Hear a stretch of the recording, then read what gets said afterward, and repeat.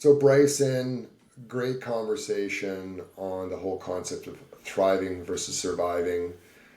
But it's not so easy just to go to the doctor and say, Doctor, my world feels off. Like there's Yeah. something going on. I'm not happy. I'm more often, feeling unmotivated. I don't wake up every day feeling energized. If there was a doctor, what would that doctor say are the symptoms of not thriving? How can one tell if they're actually not thriving? I think, well, when it comes down to it, this is a nervous system thing. This is a brain thing. Um, and so I can give a huge list of examples. In fact, I have some that I wrote down in my notes that I'll just read them off at one point a little bit later. But I want to go back to the principles and what's actually happening in your nervous system. And I think that'll help people understand where they're at, even if I don't list their specific symptom. So, the whole purpose of the nervous system can be boiled down to three primary functions: take in sensory information, process that information, take action. That's everything our brain does, can be falls under one of those categories. So, essentially, there are three things that we can do with our brain. We choose what we focus on. We choose the meaning that and the perspective that we use to interpret what we're focusing on. And then we take action based off of however we process that information that we took in. So there those three steps: focus, meaning, and action. We call them the three powers. But if you just remember, take in sensory information, process it, take action. So with the brain that is just surviving, we see that show up in those three steps. They're not very focused. Their brain is just kind of all over, or they're focused on the things that are potential threats.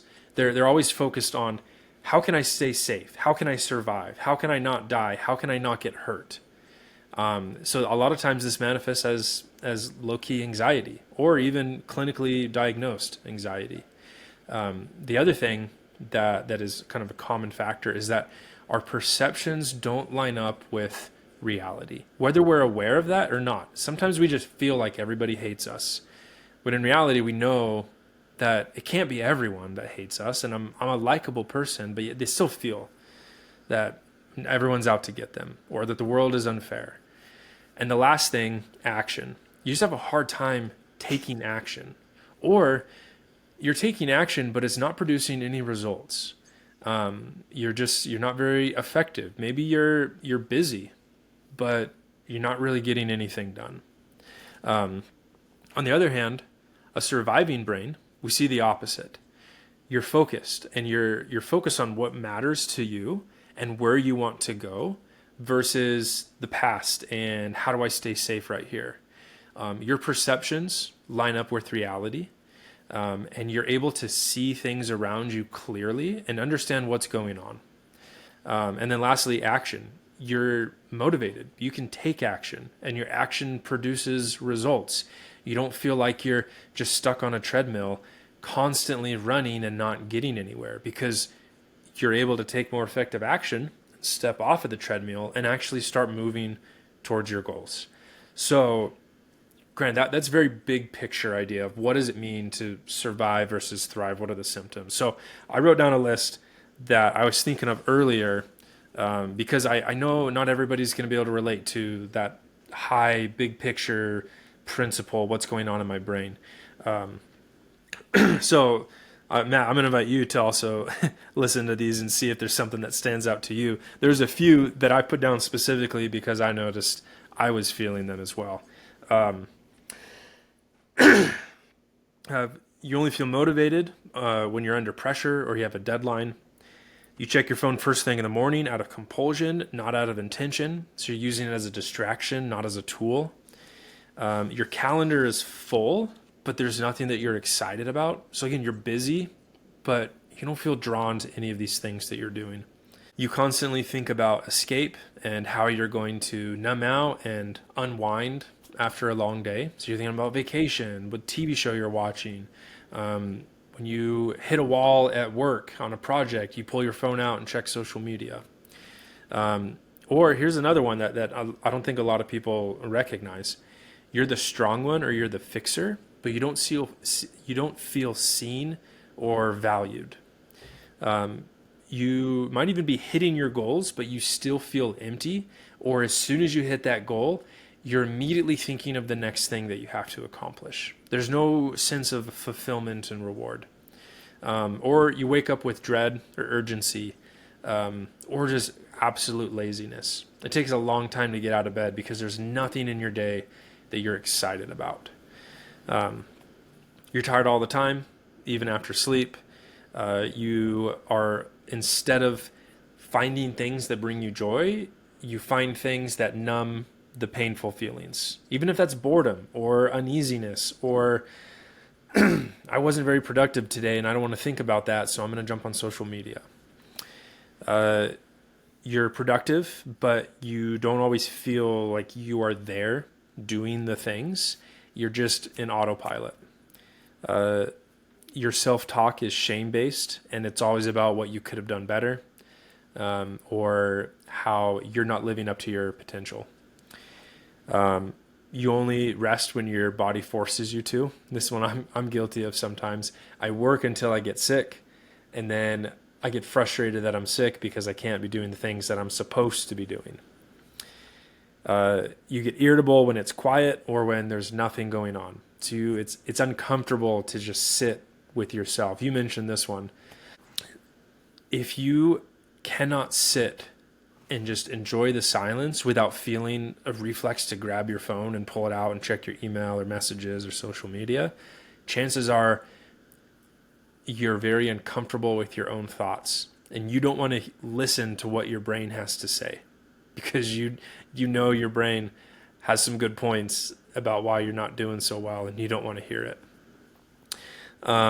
And lastly, you use caffeine to feel energized and focused, and then you use alcohol or other drugs to calm yourself down and relax at the end of the day. So essentially, artificially trying to navigate your circadian rhythm versus being excited about the things that are going on in your day, and then feeling relaxed and tired because you worked really, really hard and you accomplished a lot.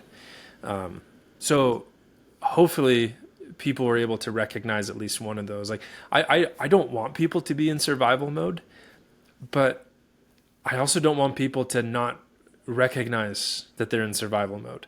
Like most of us are, and I don't want people to be running away from the fact that they are just surviving. I want people to feel uncomfortable. I want people to be uneasy with where they're at right now because I know that's going to be the spark for growth. And more than feeling comfortable progressing and achieving what you want in your life, I think that's far more important than just being in our little comfort zone and not really getting anywhere. Very cool. And I love all those examples. Maybe I could put in my 2 cents. For me, there's a couple of other things that stood out as I was, and I still struggle.